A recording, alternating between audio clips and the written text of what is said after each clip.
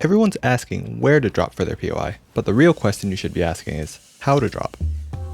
You see, you can have all the best drop maps, and you'll still get out dropped if you don't understand what angle to drop at, when to jump off the bus, and everything else that goes into having the best drop. So today, I'm going to explain everything, from the base principles that govern every drop, to how you should be adapting your drop based on the 3 different types of drops.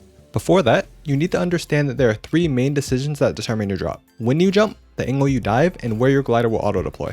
And a drop map that tells you where to auto deploy from every direction only covers the last decision. When you jump and the angle you dive to your deploy spot are just as important, and is why that one guy somehow landed before you.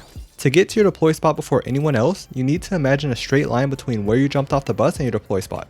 We know that the shortest distance between 2 points is a straight line, so the more you deviate from this line, the worse your drop will be. But your character doesn't dive at the angle your reticle points to, it dives below it. So instead of looking straight at your deploy spot, look up enough that your character is following the line, not your reticle.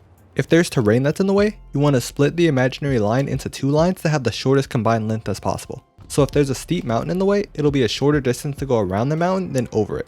The only other time where you need to split this line is when your deploy spot is really far from the bus. Diving is always faster than gliding, so if your spot is really far, you need to dive as horizontally as possible, that way you can dive for as long as possible. But be careful, because if you look too far up, you'll go into freefall, which is even slower than gliding. Since the smallest angle we can dive is 35 degrees, if the straight line to your deploy spot is a smaller angle than 35 degrees, just dive at 35 degrees and then deploy your glider early to reach your spot.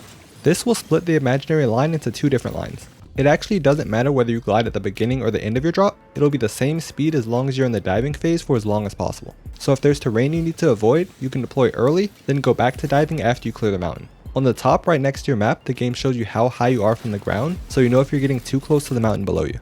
Now that you know how to drop, you need to know when to drop. This is where it gets a bit complex. Being on the battle bus is faster than diving or gliding, but its speed relative to your deploy spot gets slower as the angle increases. This is why it's so important to ping your deploy spot before you get on the bus. Yeah, it shows where you're going, but more importantly, you can see how fast you're going. Pay close attention to how fast the number is decreasing while you're on the bus. You want to jump as soon as it's no longer faster for you to be on the bus. So if you jump too early, you'll see the number decrease slower when you jump, meaning it would have been faster if you stayed on the bus longer. If you jump too late, you'll see the number decrease faster when you jump. When you jump at the right time, the number will decrease at the same speed as when you were on the bus. The exception to this is when the bus line is almost directly over your deploy spot.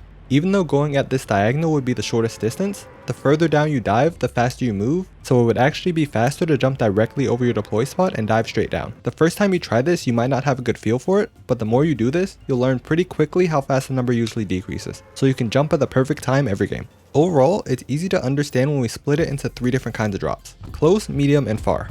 Close drops being when the bus line is almost directly over your deploy spot. With these, just jump directly over your deploy spot and dive straight down. Then there's medium drops, which are most common. For these, jump when the bus speed matches your dive speed and follow the straight line between the bus and your deploy spot. Far drops are situations where you have to deploy your glider early at some point to make it far enough. With these, dive at the minimum angle, 35 degrees, and then deploy early so you aren't too short to make it. Now that you know how to get the best drop, you'll be able to always land on the best weapon as long as your render distance is set to medium. Some loot actually doesn't render over 200 meters away if it's set to near. I explained that, why you shouldn't cap your frame rate, and all the other best visual settings in this video if you haven't seen it yet. Farewell.